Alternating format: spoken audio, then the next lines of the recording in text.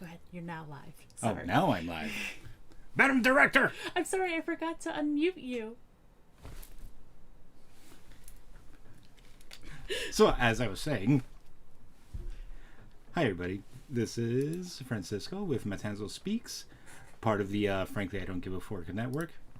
I am, after thinking it over and discussing with my director, we've decided to reboot my reading of Mary Shelley's Frankenstein, if you would, just to make it a little more interesting, a little more dynamic, more dramatic, if you would. So, very quickly before I get started, this is a bit of a passion project of mine. This story it speaks to me. It's ultimately a story of pride, hubris, the destruction that comes with it. Well, I'm not going to tell you anymore because that'd be spoiling a 200 plus year old story. Anyway, so without further ado, this is Frankenstein, as written by Mary Wollstonecraft Shelley. And here we go. First, stay hydrated, kids. Very splashy bottle. Letter 1. To Mrs. Saville, England. St. Petersburg, December 11th, 17. You will rejoice to hear that no disaster has accompanied the commencement of an enterprise which you have regarded with such evil forebodings. I arrived here yesterday, and my first task is to assure my dear sister of my welfare, and increasing confidence in the success of my undertaking. I am already far north of London, and as I walk the streets of Petersburg, I feel a cold northern breeze play upon my cheeks, which braces my nerves and fills me with delight. Do you understand this feeling? This breeze, which has traveled from the regions towards which I am advancing, gives me a foretaste of those icy climes. Inspirited by this wind of promise, my daydreams become more fervent and vivid. I try in vain to be persuaded that the pole is a seat of frost and desolation. It ever presents itself to my imagination as the region of beauty and delight. There, Margaret, the sun is forever visible, its broad disk just skirting the horizon and diffusing a perpetual splendor. There, for with your leave, my sister, I will put some trust in preceding navigators. There snow and frost are banished, and, sailing over a calm sea, we may be wafted to a land surpassing in wonders and in beauty every region hitherto discovered on the habitable globe. Its productions and features may be without example, as the phenomena of the heavenly bodies undoubtedly are in those undiscovered solitudes. What may not be expected in the country of eternal light? I may there discover the wondrous power which attracts the needle, and may regulate 1,000 celestial observations that require only this voyage to render their seeming eccentricities consistent forever. I shall satiate my ardent curiosity with the sight of a part of the world never before visited, and may tread a land never before imprinted by the foot of man. These are my enticements, and they are sufficient to conquer all fear of danger or death, and to induce me to commence this laborious voyage with the joy a child feels when he embarks in a little boat with his holiday mates on an expedition of discovery of his native river. But, supposing all these conjectures to be false, you cannot contest the inestimable benefit which I shall confer on all mankind to the last generation by discovering a passage near the pole to those countries. to reach which at present so many months are requisite, or by ascertaining the secrets of the magnet, which, if at all possible, can only be effected by an undertaking such as mine. These reflections have dispelled the agitation with which I began my letter, and I feel my heart glow with an enthusiasm which elevates me to heaven. For nothing contributes so much to tranquilize the mind as a steady purpose, a point on which the soul may fix its intellectual eye. This expedition has been the favorite dream of mine in early years. I have read with ardor the accounts of various voyages which have been made in the prospect of arriving at the North Pacific Ocean through the seas which surround the pole. You may remember that a history of all the voyages made for purposes of discovery composed the whole of our good Uncle Thomas's library. My education was neglected, yet I was passionately fond of reading. These volumes were my study day and night, and my familiarity with them increased that regret which I had left as a child on learning that my father's dying injunction had forbidden my uncle to allow me to embark in seafaring life.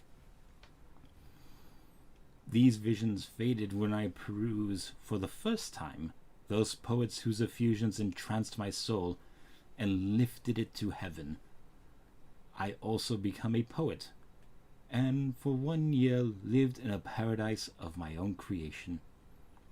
I imagined that I might also obtain a niche in the temple where the names of Homer and Shakespeare are consecrated. You are well acquainted with my failure, and how heavily I bore the disappointment. But just at that time I inherited the fortune of my cousin, and my thoughts were turned into the channel of the earlier bent. 6 years have passed since I resolved on my present undertaking. I can, even now, remember the hour from which I dedicated myself to this great enterprise. I commenced by inuring my body to hardship. I accompanied the whale fishers on several expeditions to the North Sea. I voluntarily endured cold, famine, thirst, and want of sleep.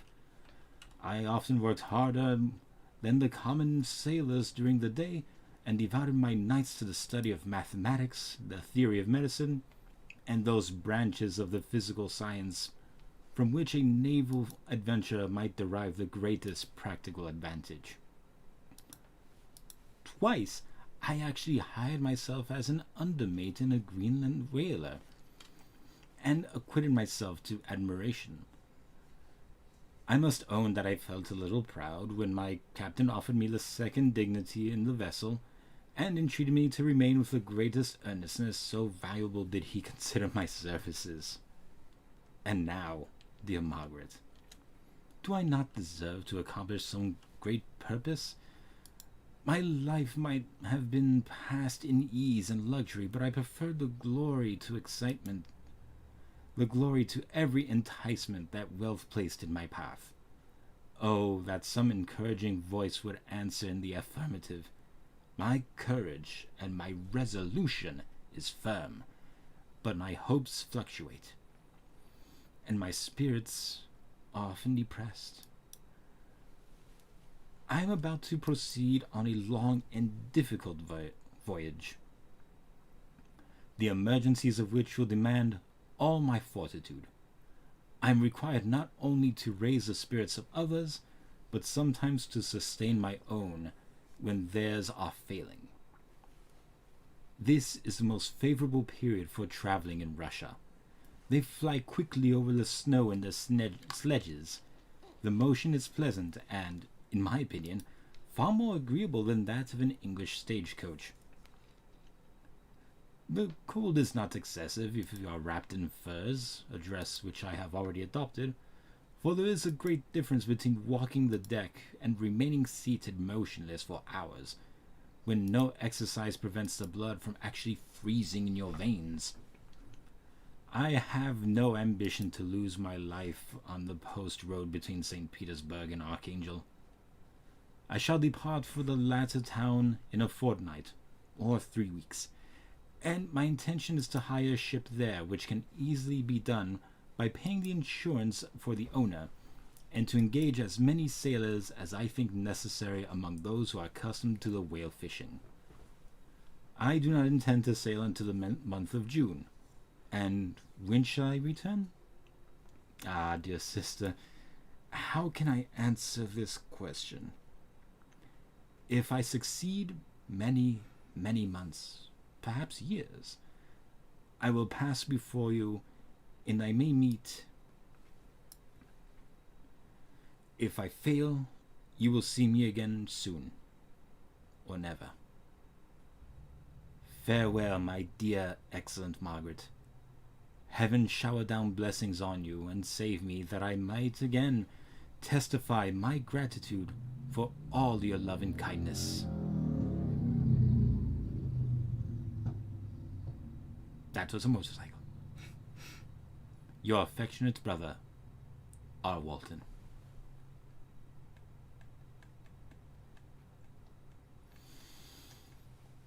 Feeling pretty good, folks? I know I am. We are going to roll to a short break, and we will be back to continue our reading. Stay tuned.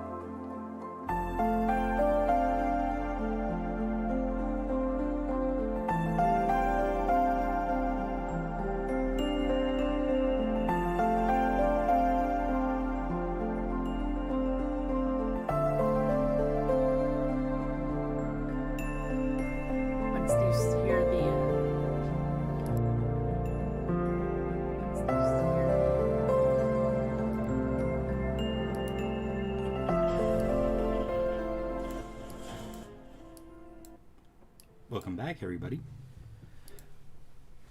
So, where we left off, as you undoubtedly know, our friend R. Walton is getting ready for a big voyage. Let's see how this goes. Letter 2. To Mrs. Saville, England. Archangel, 28th of March, 17... How slowly the time passes here, encompassed as I am by frost and snow. Yet a second step is taken toward my enterprise. I have hired a vessel, and am occupied in collecting my sailors.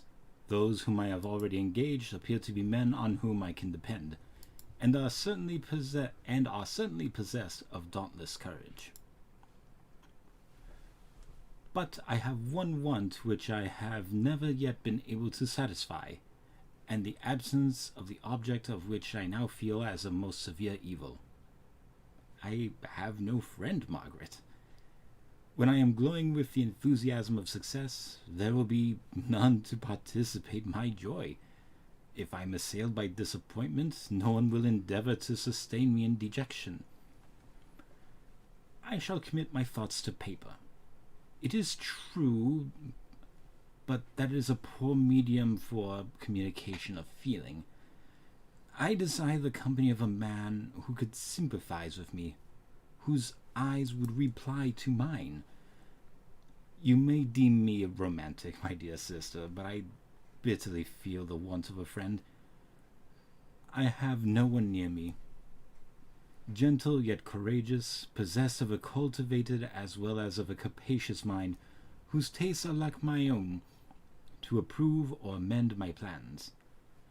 How would such a friend repair the faults of your poor brother? I am too ardent in execution, and too impatient of difficulties. But it is still a greater evil to me that I am self-educated. For the first 14 years of my life I ran wild on a common, and read nothing but our Uncle Thomas's books of voyages. At that age I became acquainted with the celebrated poets of our own country, but it was only when I had ceased to be in my power to derive its most important benefits from such a conviction that I perceived the necessity of becoming acquainted with more languages than that of my native country. Now I am 28, and am in reality more illiterate than many schoolboys of 15. It is true that I have thought more, and that my daydreams are more extended and magnificent, but they want, as the painters call it, keeping. And I greatly need a friend who would have sense enough to despise me as a romantic, and affection enough for me to endeavor to regulate my mind. Well, these are useless complaints. I shall certainly find no friend on the wide ocean, nor even here an archangel among the merchants and seamen. Yet some feelings unallied to the dross of human nature beat even in these rugged bosoms.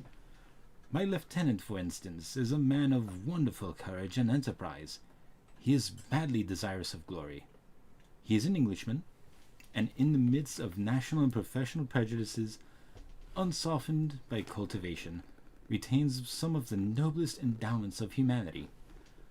I first became acquainted with him on board a whale vessel. Finding that he was unemployed in the city, I easily engaged him to assist in my enterprise.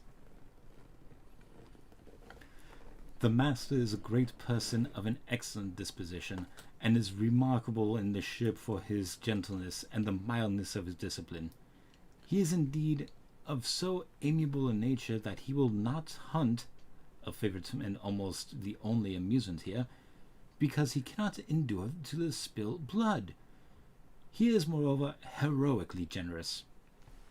Some years ago, he loved a young Russian lady of moderate fortune, and having amassed a considerable sum in prize money, the father of the girl consented to the match.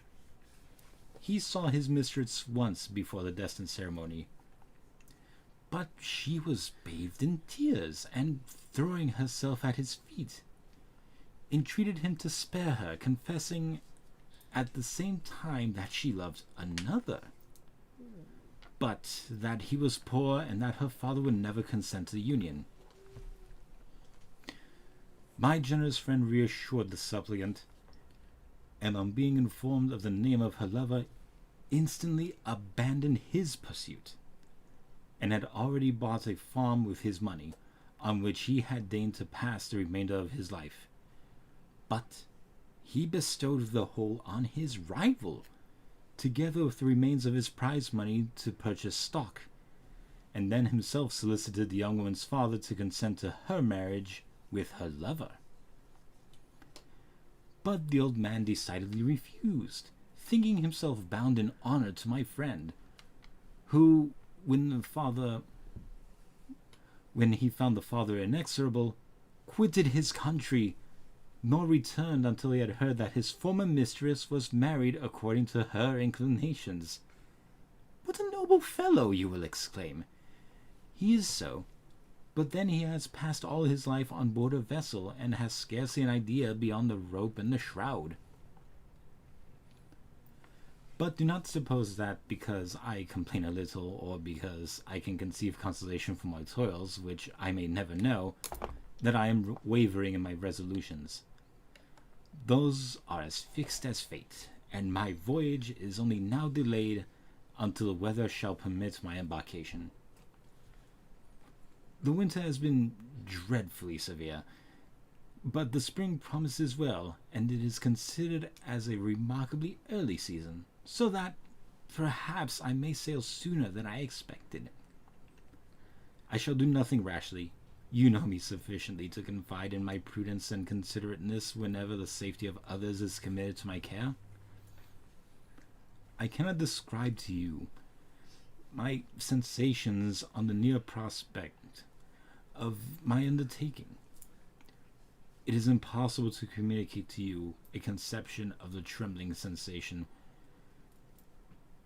half pleasurable, half fearful, with which I am preparing to depart. I am going to unexplored regions, to the land of mist and snow, but I shall kill no albatross. Therefore do not be alarmed for my safety. Shall I meet you again after having traversed immense seas and returned by the most southern cape of Africa or America? I dare not expect such success, yet I cannot bear to look on the reverse of the picture. Continue to write to me by every opportunity. I may receive your letters, though the chance is very doubtful, on some occasions when I need them most to support my spirits. I love you very tenderly. Remember me with affection, should you never hear from me again. Your affectionate brother, Robert Walton.